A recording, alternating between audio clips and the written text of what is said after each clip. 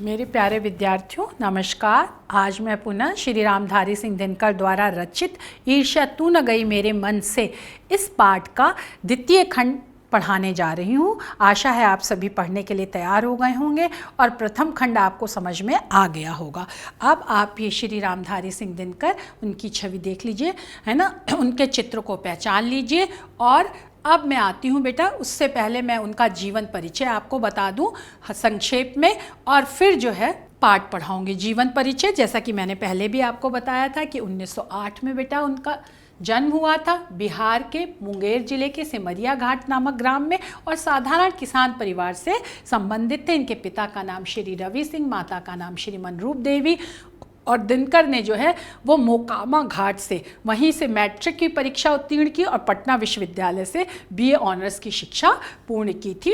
और पारिवारिक स्थितियों के कारण बेटा ये आगे अपनी शिक्षा जारी नहीं कर सके और इन्होंने जो है वो कार्य करना प्रारंभ कर दिया। और तभी से, लेकिन बाल्यावस्था से ही इन्होंने अपने साहित्य सृजन की, उनके अंदर जो साहित्य को रचने की क्षमता थी, योग्यता थी, उसका वो अपनी प्रतिभा का जो है परिचय दे दिया था, है ना, पता दे दिया था। और मिडिल कक्षा में अध्ययनरत रहते उन्होंने वीरबाला नामक काव्य की रचना की तथा मैट्रिक में पढ़ते समय प्राणभंग काव्य इनका प्रकाशित हो गया था, छप गया था, है ना। तो इनकी साहित्यिक प्रतिभा का पता प्रारंभ से ही, शुरू से ही हम सबके सामने आने लगता है। और 1928-29 में उन्होंने साहित्य रचना के क्षेत्र में विधिवत अच्छी तरह से कदम रख दिए थे, अपने पैर आगे बढ़ा दिए थे। और बीए की परीक्षा उत्तीर्ण करने के बाद इन्होंने मोकामा घाट में हाई स्कूल के प्रधानाध्यापक का कार्य किया। बेटा ये प्रधानाध्यापक रहे।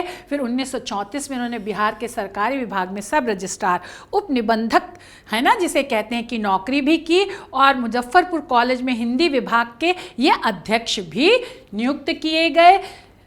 इनके व्यक्तित्व की व्यापकता का आप देखिए कि कैसे इन्होंने कितने सारे सेवाएं करी और अपनी साहित्यिक सृजन को भी जारी रखा। अपने साहित्य सृजन के साथ साथ इन्होंने ये सब कार्य भी किया और धीरे धीरे कैसे अपने जीवन में उन्होंने उन्नति की, प्रगति की, है ना। और फिर भारत के राष्ट्रपति के द्वारा इन्हें राज्यसभा का सदस्य भी नियुक्त किया गया, मनोनीत किया गया। भागलपुर विश्वविद्यालय के कुछ समय तक ये कुलपति भी रहे। भारत सरकार के गृह विभाग में हिंदी सलाहकार के रूप में भी रहे बेटा, लंबे समय तक, लंबे अरसे तक, है ना, काफ़ी समय तक इन्होंने सलाहकार के रूप में हिंदी विभाग में सेवा की और हिंदी की बढ़ोतरी के लिए, वृद्धि के लिए, विकास के लिए निरंतर ये जुटे रहे। आकाशवाणी के निदेशक के रूप में भी काम किया। और दिनकर जी की साहित्यिक प्रतिभा को सम्मान देने हेतु भारत के राष्ट्रपति ने 1959 में पद्म भूषण की उपाधि से भी सम्मानित किया। और भागलपुर विश्वविद्यालय ने इन्हें डीलिट, डॉक्टरेट ऑफ लिटरेचर की उपाधि भी प्रदान की बेटा। और साहित्य अकादमी पुरस्कार भी इन्हें मिला। इनके उर्वशी महाकाव्य के लिए इन्हें ज्ञानपीठ पुरस्कार से 1972 में सम्मानित किया। और इस तरह से ये महान साहित्यकार जो है वो 1974 में संसार से चले गए। और जैसा कि उनका नाम रामधारी सिंह था लेकिन दिनकर मतलब सूर्य था, तो इस तरह इन्होंने अपने साहित्यिक प्रतिभा के सूर्य के द्वारा पूरे साहित्य जगत को जो है वो प्रकाशित कर दिया था और समृद्ध कर दिया था। आशा है ये आपको जीवन परिचय इनका समझ में आ गया होगा। और इनसे संबंधित जो विभिन्न बातें हैं वो आप अपने दिमाग में रख लीजिएगा। इसी पृष्ठभूमि में उनकी रचनाओं को समझने में बहुत आसानी होगी आपको, और इससे उनके व्यक्तित्व का भी पता चलेगा। और ये भी पता चलेगा कि एक साधारण परिवार में जन्मा व्यक्ति भी जो है, जिसे ईश्वर प्रदत्त, प्रकृति प्रदत्त साहित्य सृजन की प्रतिभा थी जिसमें, लेकिन जिसने अपने मेहनत से, अभ्यास से, लगन से, परिश्रम से कितनी उन्नति कर ली कि डीलिट की उपाधि भी दी गई, राज्यसभा के सदस्य भी मनोनीत किए गए, कुलपति भी रहे, कहाँ प्रधानाध्यापक और कहाँ कुलपति भी हो गए। तो इस तरह से ये सब बातें जब आपके ध्यान में रहती हैं तो ये सारे साहित्यकार एक प्रेरणा स्रोत के रूप में आपके सामने आते हैं। और इसीलिए उनका जीवन परिचय पढ़ाया जाता है कि कैसे व्यक्ति धीरे धीरे उन्नति की सीढ़ियों को पर चढ़ता हुआ शिखर तक पहुंच जाता है। अब हम बेटा रचनाओं पर आते हैं उनके, कि उनका उदय जो है उनका प्रारंभ कवि के रूप में हुआ था, लेकिन उनका गद्य लेखन भी उत्कृष्ट कोटि के गद्य लेखन का प्रमाण प्रस्तुत करता है। और ये जो उन्होंने आलोचनात्मक ग्रंथ लिखे बेटा, संस्कृति के 4 अध्याय इनकी बहुत महत्वपूर्ण आलोचनात्मक रचना है, जिसे साहित्य अकादमी पुरस्कार से पुरस्कृत भी किया गया। शुद्ध कविता की खोज भी बेटा इनका एक आलोचनात्मक ग्रंथ है। इन्होंने निबंध संग्रह लिखा, अर्धनारीश्वर, वट पीपल, उजली आग, मिट्टी की ओर, रेती के फूल और ईर्ष्या तू न गई मेरे मन से, जो ये पाठ है, जो मनोवैज्ञानिक निबंध है, ये रेती के फूल नामक निबंध संग्रह से ही लिया गया है। इन्होंने देश विदेश की यात्रा की थी, तो उसके अनुभव को भी इन्होंने देश विदेश नामक यात्रा साहित्य, जिसे यात्रा वृतांत कहते हैं, उसमें संकलित किया है। बच्चों के लिए भी इन्होंने साहित्य लिखा। बाल साहित्य लिखना सरल होते हुए भी बहुत कठिन है। बाल मनोविज्ञान को समझ करके उनके लिए एक प्रेरणा स्रोत रूपी साहित्य लिखना, साथ ही साथ उनके मन को, बच्चों के मन को खुश रख देना, है ना, खुश करना, ये एक बहुत बड़ी चुनौती होती है साहित्यकार के लिए। तो लेकिन उन्होंने बाल साहित्य भी लिखा, मिर्च का मजा, सूरज का ब्याह, जो कि बहुत ही सुंदर बाल साहित्य है। फिर बेटा जैसा कि बताया कि वो मूलतः वो कवि थे, तो उनका सबसे प्रथम काव्य रचना प्रणभंग, कुरुक्षेत्र, रेणुका, हुंकार, उर्वशी महाकाव्य, जिसपे उन्हें ज्ञानपीठ पुरस्कार मिला। रश्मि रथी, जिसमें उन्होंने महाभारत के जो पात्र हैं, है ना, पांडवों के जो भाई कर्ण जो थे, उनके बारे में बताया गया है। परशुराम की प्रतीक्षा, इसमें भी परशुराम के बारे में ये खंड काव्य हैं और ये भी बड़े सुंदर हैं। जैसा कि हमने बताया आपको पहले भी कि रामधारी सिंह दिनकर राष्ट्रीय सांस्कृतिक चेतना के कवि थे और स्वच्छंदवादी धारा के कवि थे। तो भारत की जो राष्ट्रीय संस्कृति है, धरोहर है, उन सब से उन्होंने विषयों को ले करके और उन विषयों को उठा करके तत्कालीन युगीन समस्याओं से जोड़ते हुए उन समस्याओं का समाधान प्रस्तुत किया और इस तरह से वो एक सर्वकालिक साहित्य के रूप में हमारे सामने आते हैं। उनकी महत्ता कभी कम नहीं होगी और वो हमेशा हमें पढ़ने के लिए प्रेरित करते रहेंगे और उस प्रेरणा से हम अपने जीवन में कुछ ना कुछ सीख ला करके सुधार करते रहेंगे। और इसीलिए क्या है, साहित्य में उनका स्थान जो है वो बहुत उच्च, क्रांति का बिगुल बजाने वाले थे। जो अंधविश्वास है, जो रूढ़ियाँ हैं, है ना, गलत प्रथा और परंपराएं हैं, वो उन्हें बिल्कुल स्वीकार नहीं थे। उसके विरुद्ध वो विद्रोह करते थे, है ना, बिगुल बजा देते थे, शंखनाद करते थे, आवाज़ उठा देते थे, है ना। एक सफल गद्यकार भी थे, जो कि अभी आप इनका ईर्ष्या तू न गई मेरे मन से एक सिर्फ यही आप निबंध पढ़ रहे हो, इसी से उनकी गद्य क्षमता, लेखन की क्षमता से आप परिचित हो जा रहे हो। कितना मनोविश्लेषणात्मक निबंध है, सूक्ष्म विषय है, लेकिन कितने क्रमबद्ध तरीके से वो ईर्ष्या नामक मनोविकार को आपके सामने बिल्कुल जैसे खड़ा कर दे, आपके सामने बिल्कुल उसकी एक एक जो चीज़ें हैं ना, जो भाव है, विचार हैं, सूक्ष्म से सूक्ष्म, उनको वो तर्क संगत तरीके से क्रमबद्ध रूप से आपके सामने ला देते हैं और आपको लगता है वाकई वास्तव में ये है ईर्ष्या, है ना। और ये भी लेखक बताना चाहता है, इससे आप ये भी समझ जाते हो कि हर व्यक्ति के मन में कहीं ना कहीं हृदय के अंदर गहरे में ईर्ष्या का एक भाव छिपा होता है और व्यक्ति उसको पहचाने और उस भाव, ईर्ष्या जैसे मनोविकार को पहचान करके उसको अपने अंदर से निकाल करके बाहर फेंक दो। और कैसे बाहर फेंके, ये भी इस निबंध में इन्होंने बताया है। तो इसी से इनकी गद्य लेखन क्षमता का आप परिचय पा सकते हो। और फिर इनकी रचनाओं में इनका चिंतक, मननशील रूप, मनीषी रूप, बुद्धि से बुद्धिमत्तापूर्ण प्रतिबिंबित होता है, झलकता है। और इनके साहित्य की विशेषता है बेटा, ये राष्ट्रीय भावनाओं से भरा है, प्रगतिशील है। जो समाज के उपेक्षित, महत्वहीन लोग हैं, चाहे मजदूर हो, किसान हो, है ना, जो भी हैं, शोषित हो, उन सब का इन्होंने अपने साहित्य में स्थान दिया है। प्रेम और सौंदर्य तो इनकी रचनाओं में जैसे कूट कूट कर भरा हुआ है। ये संवलित है, ढका हुआ है, परिपूर्ण है और ये हिंदी साहित्य की अमूल्य निधि है, खजाना है, कोश है, मंजूषा है। और इसीलिए इन्हें हिंदी साहित्य का आकाश रूपी, है ना, जो साहित्य है उसका क्या कहा जाता है, दिनकर कहा जाता है, सूर्य कहा जाता है। ये कहा नहीं जाता बल्कि वो प्रमाण है ना, पुष्ट प्रमाणों के द्वारा उन्हें सिद्ध किया जा सकता है कि ये हिंदी साहित्य आकाश के सूर्य थे, हैं और रहेंगे। आशा है आपकी उनकी रचनाओं से आप परिचित हो गए होंगे। अब हम उनकी भाषा शैली पर आते हैं। भाषा के बहुत जानकार थे, विशेषज्ञ थे और इनकी भाषा में सरल, आसानी से समझ में आने योग्य और व्यवहारिक जो भाषा का प्रयोगात्मक रूप है, जो हम बोलचाल की भाषा है, उसका उदाहरण हमें मिलता है इनके साहित्य में। और जैसा भाव होता है उसी के अनुकूल ये अपनी भाषा का प्रयोग करते हैं। साथ ही साथ इन्होंने संस्कृत के तत्सम शब्दों का भी प्रयोग किया है और विषय के अनुरूप तद्भव भी शब्द इन्होंने अपनाए हैं, जो देसी भाषा के शब्द हैं। इसके साथ साथ अन्य विदेशी भाषाएं है ना, जो हमारे चलन में, जिनका विदेशी भाषा के शब्दों का हम प्रयोग करते हैं, जो हमारे भाव और विचार को पुष्ट करने में सहायक हो सकते हैं, ऐसे उर्दू, बंगला और अंग्रेजी के चलन के शब्दों का भी इन्होंने अपने साहित्य में प्रयोग किया है। और शैली की भाषा की ही तरह इनकी शैली भी व्यवहारिक है ना, प्रयोगात्मक है, आसानी से समझ में आ जाती है। जैसा विषय होता है उसी के अनुकूल ये शैली का प्रयोग करते हैं। ओज है, उसमें तेज है, आसानी से समझ में आ जाती है। इनकी ये शैली के मुख्य गुण है, विशेषताएं हैं। और अपनी गद्य रचनाओं में इन्होंने विवेचनात्मक विषय का वो विवेचन करते हैं पूर्णतः, है ना। जो विषय है उसको लेकर के बिल्कुल उसको आपकी आंखों के सामने ला देते हैं कि इसके क्या कार्य कारण संबंध है, विश्लेषण करते हैं, है ना। उसकी अच्छाइयाँ बुराइयों सब की ओर आपका ध्यान आकर्षित करते हैं। यथार्थ को स्पष्ट रूप से प्रकट ना करने के कारण जो है उन्होंने व्यंग्यात्मक शैली का भी सहारा लिया है। उसको अप्रत्यक्ष रूप से व्यक्त करते हैं और समीक्षा करते हैं। अपने विषय के गुण दोषों जो लिख रहे हैं उसके गुणों पर प्रकाश डालते हैं, दोषों पर प्रकाश डालते हैं और सुंदर उक्तियों के द्वारा अपने गद्य लेखन को ऊंचाइयों पर पहुंचा देते हैं। और सुक्तिपरक शैली का इस तरह वो प्रयोग करते हैं। जैसा कि हमने बताया, साहित्य क्या है आपको ये बता दें। सार्थक शब्द कोई भी हमारे यहाँ क्या है, भाषा में अक्षर होते हैं, उन अक्षरों को जोड़ करके ही शब्द बनते हैं। लेकिन वो शब्द, उन शब्दों का कुछ अर्थ होना चाहिए, महत्ता होनी चाहिए, उनकी गुरुता होनी चाहिए।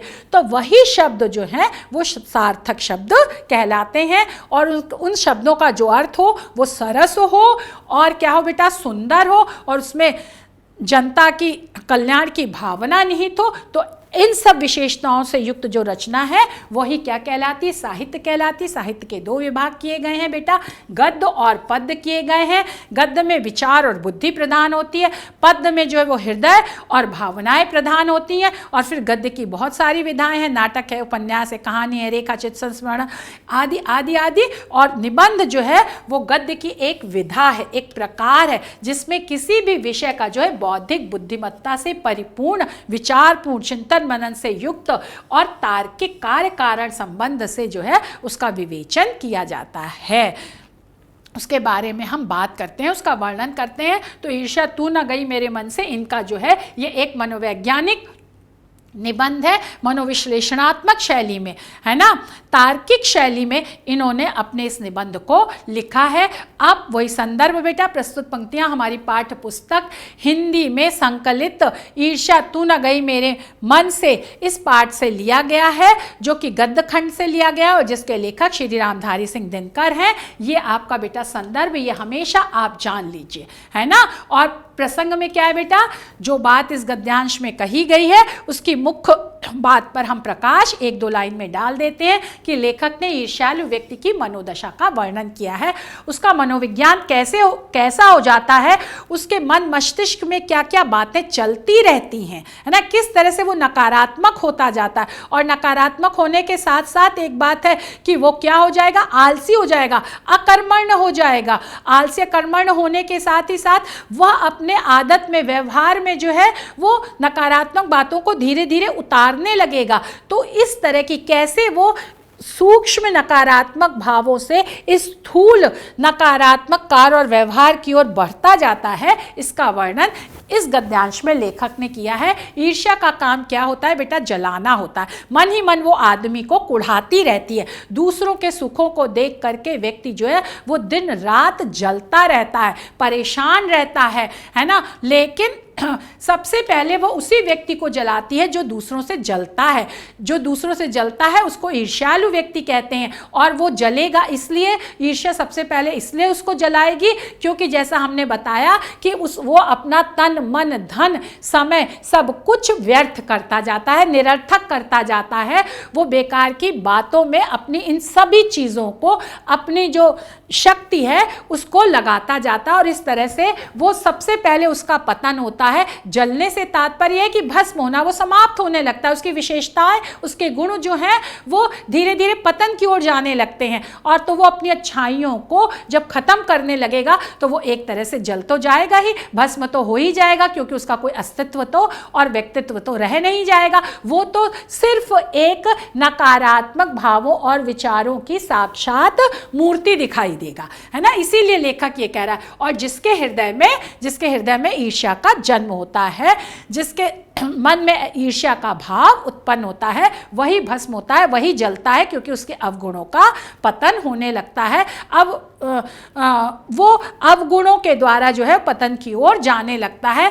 और लेखक कह रहा है ऐसे बहुत से लोगों को जानते हैं जो ईर्ष्या द्वेष की साकार मूर्ति हैं। लेखक अब अपने जीवन अनुभव से बता रहा है कि उसने अपने जीवन में ऐसे बहुत लोगों को देखा है जो ईर्ष्या और द्वेष की बिल्कुल प्रत्यक्ष प्रमाण है। उनके कार्य व्यवहार, सोचने समझने के ढंग से, भावों से ये लगता है कि ये अंदर ही अंदर ईर्ष्या से कुढ़े जा रहे हैं, जले जा रहे हैं, है ना। और जो बराबर लगातार निरंतर समान रूप से इस फिक्र में, चिंता में लगे रहते हैं कि कहाँ सुनने वाला मिले, कि कोई ऐसा व्यक्ति मिले, है ना, जो उन्हीं की तरह हो।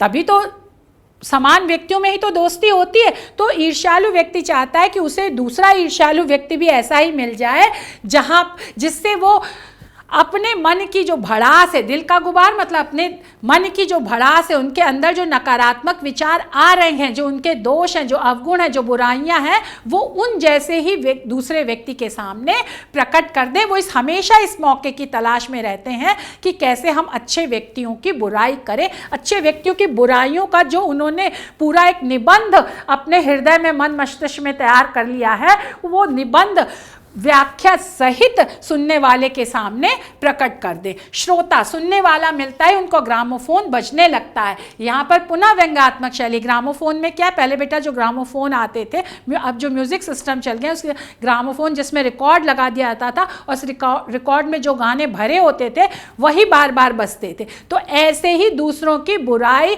करने रूपी जो रिकॉर्ड उनके दिल दिमाग में ईर्ष्यालु व्यक्ति के में भर गया है, वही रिकॉर्ड, बुराई रूपी रिकॉर्ड, नकारात्मक विचार रूपी रिकॉर्ड, अवगुण, दोष, ये सब उनके जो हैं ये रिकॉर्ड सुनने वाले के सामने जो है वो बार बार बजने लगता है। और सुनने वालों को वो इन विचारों को, इन बातों को बार बार कह करके उबा देते हैं, है ना। और बड़ी होशियारी के साथ वो सोचते हैं कि मैं जो ये दूसरों की निंदा कर रहा हूँ तो मैं बड़ी अपनी होशियारी, बुद्धिमत्ता और चालाकी दिखा रहा हूँ। एक एक कांड, यहाँ फिर पुनः व्यंग्यात्मक शैली बेटा। छोटी छोटी भी जो दूसरों की जो बुराइयाँ होती हैं उनको इस तरह से बढ़ा चढ़ा करके बताते हैं जैसे वो कितनी बड़ी बातें हैं, जबकि वास्तव में ऐसा होता नहीं है। मानव विश्व कल्याण को छोड़कर उनका और कोई ध्येय मतलब लक्ष्य नहीं है। और लेखक यहाँ पर पुनः व्यंग कर रहा है कि बुराई करने वाला व्यक्ति जो ईर्ष्यालु होता है, जो ईर्ष्या की और अवगुणों की साक्षात प्रतिमा होती है,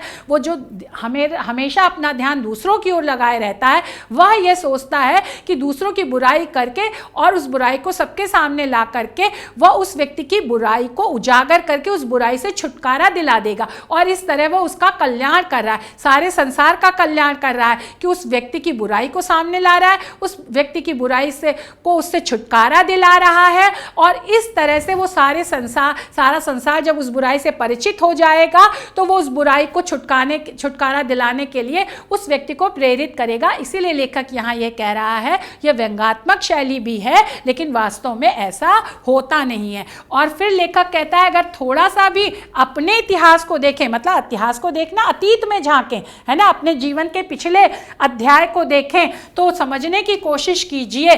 तो वो लेखक कह रहा है, ईर्ष्यालु व्यक्ति को संबोधित करते हुए कह रहा है कि वो ये समझें, जाने और इसका प्रयास करें कि जब से उन्होंने फिर व्यंग्यात्मक शैली की इस सुकर्म, जबकि ईर्ष्या करना और ईर्ष्या के कारण उत्पन्न होने वाली जो निंदा का भाव है, ये सुकर्म नहीं है, ये एक तरह का कुकर्म है। लेकिन व्यंग्यात्मकता के कारण कह रहा है कि जब से उन्होंने निंदा, ईर्ष्या करने और निंदा का कार्य आरंभ किया है, शुरू किया है, तब से वे अपने क्षेत्र में, जो भी उनका क्षेत्र है, वकील साहब का क्षेत्र वकालत करना है, बीमा एजेंट का काम जो है वो बीमा करवाना है, तो अगर वो ये दोनों एक दूसरे से ईर्ष्या करने लगेंगे तो वो अपनी वकालत छोड़ देंगे, वो अपनी बीमा एजेंटी छोड़ देंगे, बल्कि एक दूसरे की बुराई में अपना समय व्यतीत करेंगे और इस तरह से उनका कार्य बाधित होगा और वो अपने क्षेत्र में आगे नहीं बढ़ पाएंगे। बल्कि क्या है, जब वो आगे नहीं बढ़ेंगे तो निश्चित रूप से है कि वो पीछे हटेंगे, उनका पतन होगा, उनकी अवनति होगी। यही बात लेखक इन पंक्तियों में बताना चाहता है कि ईर्ष्या के द्वारा ईर्ष्यालु व्यक्ति कभी भी आगे नहीं बढ़ता है, बल्कि वो निंदा के द्वारा दूसरों की तुलना से करके अपना सारा समय बर्बाद करता है, अपनी शक्ति को क्षीण करता है, इस तरह से उसका पतन होता है और निंदा करने में समय व शक्ति का अपव्यय बेकार खर्च करता है। और लेखक ये प्रश्नवाचक चिन्ह है, वो कहता है कि ईर्ष्यालु व्यक्ति को अपने मन को टटोलना चाहिए, चिंतन मनन करना चाहिए कि अगर वो दूसरे व्यक्ति से ईर्ष्या ना करे, उनकी बुराई ना करे, उनसे तुलना ना करे, तो वह ये सारी शक्तियां अपनी उन्नति में लगाएगा, अपने विषय में सोचेगा, अपनी अच्छाइयों को बढ़ाएगा और इस तरह से वो आगे बढ़ जाएगा। आशा है आपको ये व्याख्या समझ में आ गई होगी। अब ईर्ष्यालु विशेष बेटा जरूर लिखते हैं इसमें, जब हम गद्यांश की व्याख्या करते हैं तो संदर्भ, प्रसंग, फिर व्याख्या और फिर विशेष लिखते हैं कि ईर्ष्यालु व्यक्ति के पतन का मनोवैज्ञानिक जो कारण है उसका क्रमवार बिल्कुल एक के बाद एक तर्क संगत रूप से कार्य कारण बताते हुए विवेचन साहित्यिक खड़ी बोली में विश्लेषणात्मक व व्यंग्यात्मक शैली में लेखक ने किया है। अब हम बेटा प्रश्न पर आते हैं, वही संदर्भ, व्याख्या रेखांकित अंश की और श्रोता शब्द का अर्थ लिखिए। आशा है आपको ये गद्यांश समझ में आ गया होगा।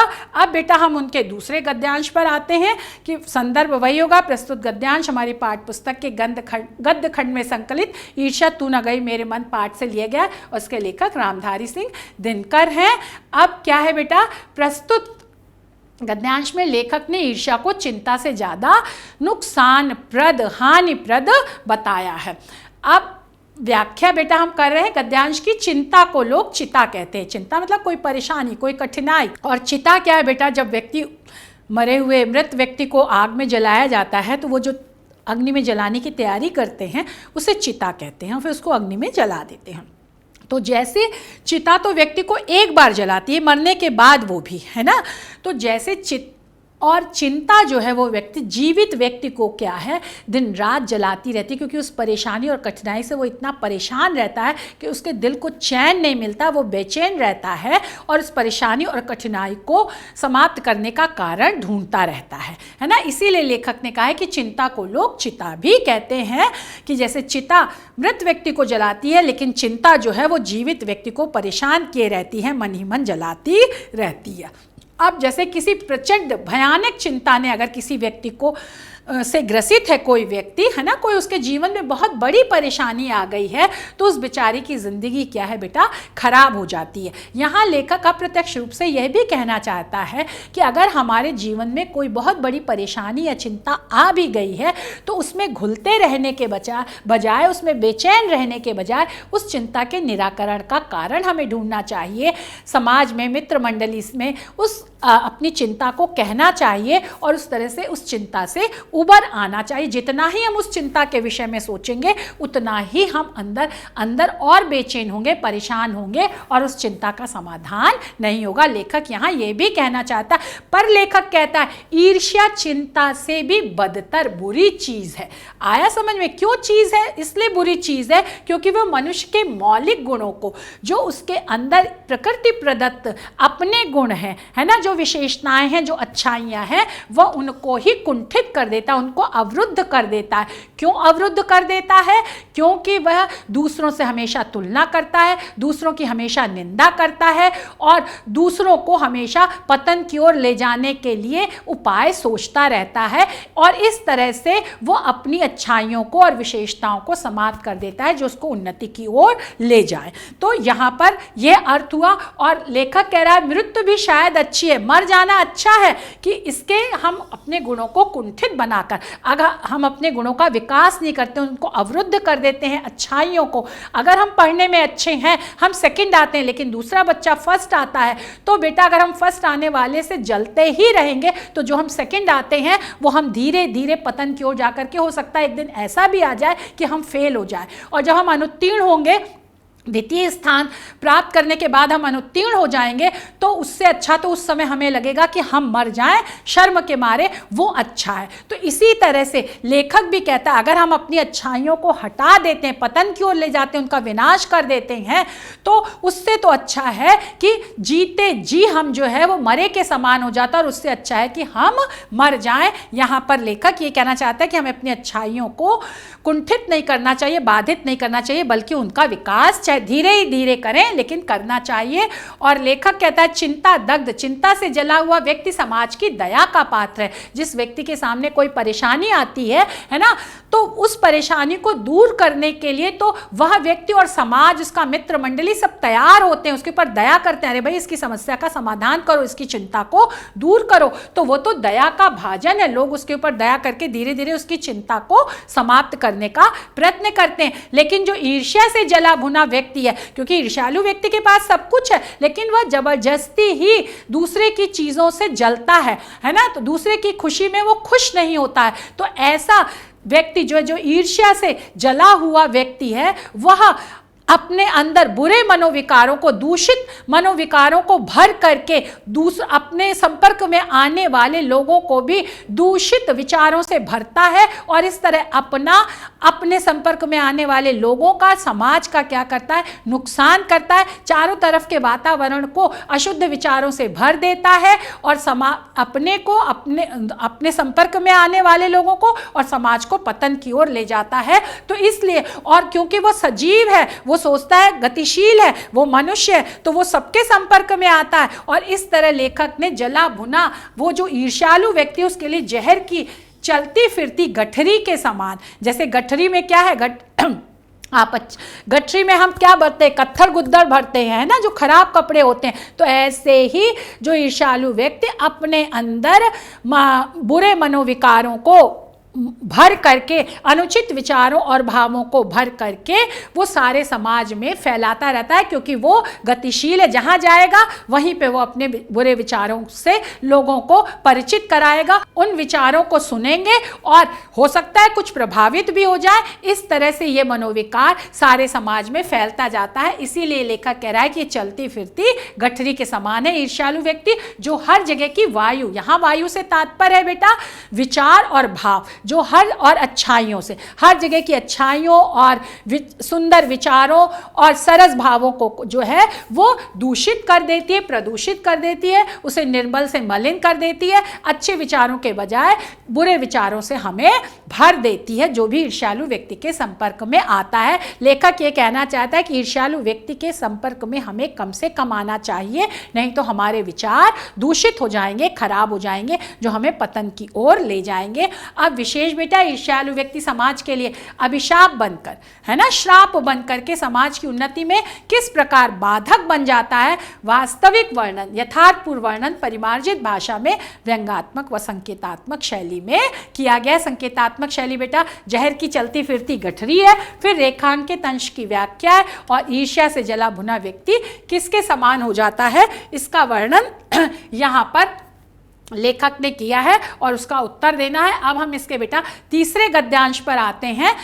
संदर्भ वही है, प्रसंग में बेटा ईर्ष्या की बहन निंदा से प्राप्त होने वाली नकारात्मक व दुखदायी खुशी का वर्णन किया। खुशी है, उसे लगता है, ईर्ष्यालु व्यक्ति को लगता है कि हम बहुत खुश हैं, लेकिन वास्तव में वो खुश नहीं होता, क्योंकि उसे दूसरों को दुख देने में, दूसरों की बुराई करने में ही खुशी मिलती है। इसीलिए इसको दुखदायी खुशी का वर्णन किया है ना, नाम दिया है। ईर्ष्या मनुष्य का चारित्रिक दोष ही नहीं है, परंतु इससे उसके आनंद में भी, उसकी खुशी और प्रसन्नता में भी धीरे धीरे बाधा व्यवधान आने लगती है, ना उसकी आदतें और व्यवहार बुरे होते जाते हैं, है ना, अनुचित होते जाते हैं, बल्कि उसको जो खुशी मिली है प्रकृति प्रदत्त और ईश्वर प्रदत्त, उसमें भी बाधा पड़ जाती है, क्योंकि वो ईर्ष्या में दूसरों की चीज़ों को देख करके हमेशा जलता रहता है। और जब भी मनुष्य के हृदय में ईर्ष्या का उदय होता है, प्रारंभ होता है, तब उसके सामने का सुख, उसे जो उसको प्राप्त सुख है वो मध्यम हो जाता है, धीमा हो जाता है।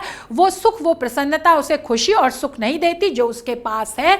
और जो प्रकृति में जो सुंदरता है ना, प्रकृतिगत वातावरण में जो अच्छाइयाँ हैं, जैसे उसे पक्षियों के गीत में जादू नहीं रह जाता, पक्षियों के गीत उसे आकर्षित नहीं करते हैं, और फूल जो अपनी सुंदरता और सुगंध से मनुष्य का मन मोहते हैं वो भी उसे नहीं भाते हैं, और ऐसा लगता है कि जैसे देखने योग्य ही नहीं है, क्योंकि अच्छी बातों से धीरे धीरे उसका मन उदासीन और विरत हो जाता है, और नकारात्मक बातों की ओर उसका मन और विचार जो हैं वो बढ़ते जाते हैं।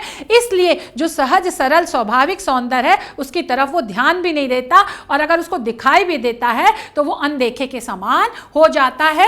और फिर क्या है बेटा, निंदा के बाढ़ से अपने प्रतिद्वंदियों को भेद करके, जो उसके सामने जो उसके प्रतिद्वंदी हैं, जिन्हें वो अपना प्रतिस्पर्धी मानता है ना, और धीरे धीरे प्रतिस्पर्धी नहीं बल्कि उनको अपना शत्रु मानने लगता है, तो उनकी बुराई करने में उनके दिल को भेद करके, छेद करके क्या है, उसे हंसने में जो एक आनंद आता है, एक प्रसन्नता होती है, कि जैसे जो ईर्ष्यालु व्यक्ति है उसको दूसरों की बुराई को उजागर करने में और सबके सामने उसकी हंसी उड़ाने में बहुत खुशी मिलती है। यही बात लेखक यहाँ कह रहा है, और इसी आनंद को, इसी खुशी को, यहाँ पर भी व्यंग्यात्मक शैली है, ये आनंद नहीं है वास्तव में, लेकिन ईर्ष्यालु व्यक्ति की खुशी को लेखक ने व्यंग में आनंद का नाम दिया है, क्योंकि व्यंग्यात्मकता के कारण नकारात्मक चीज को उन्होंने आनंद कह दिया है। और यह खुशी, प्रसन्नता ईर्ष्यालु व्यक्ति सोचता है कि उसे सबसे बड़ा जीवन में उपहार मिल गया है, कि कैसे अपने प्रतिस्पर्धी को, जो धीरे धीरे उसका शत्रु भी होता जा रहा है, वैरी होता जा रहा है,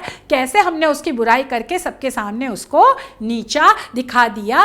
इस भाव से उसे अपने अंदर ही अंदर वो बहुत खुश होता है और इसको एक अपने जीवन का उपहार और उपलब्धि मानता है। लेकिन लेखक कहता है ये हंसी मनुष्य की नहीं है, कि मनुष्य हमेशा मनुष्यता में विश्वास करता है, दूसरों की भलाई चाहता है, दूसरों की प्रशंसा करता है, बल्कि जो जैसे राक्षस हमारे यहाँ किसको कहा गया है, जो दूसरों की उन्नति से जलते हैं, उनको नीचे गिराना चाहते हैं और उनकी अवनति देख करके खुश होते हैं, वही व्यक्ति राक्षस है। तो ईर्ष्यालु व्यक्ति की अप्रत्यक्ष रूप से लेखक जो है वो राक्षस से, दैत्यों से, दानवों से तुलना कर रहा है। और ये आनंद वास्तव में दैत्यों का ही, बुरे मनुष्य रूपी दैत्य का, दानव का, राक्षस की खुशी होती है, ये मनुष्य की खुशी नहीं है। ये ईर्ष्यालु व्यक्ति की प्रसन्नता है जो नकारात्मक है, वास्तव में दुख देने वाली है, लेकिन उसे लगता है कि यह उसकी प्रसन्नता है। इस तरह से लेखक ने सात्विक जो अच्छे हैं और तामसिक जो बुरे हैं, जो देवता और दैत्य के प्रतीक हैं, उनकी खुशी और आनंद के बीच का अंतर मनुष्य के गुणों और अवगुणों के आधार पर,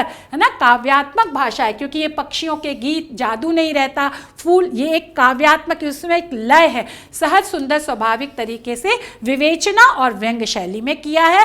फिर ये आपके ये तीनों प्रश्न है, गद्यांश की संदर्भ, रेखांकित अंश की व्याख्या। अब हम आपको शिक्षा और संदेश दे देते हैं बेटा।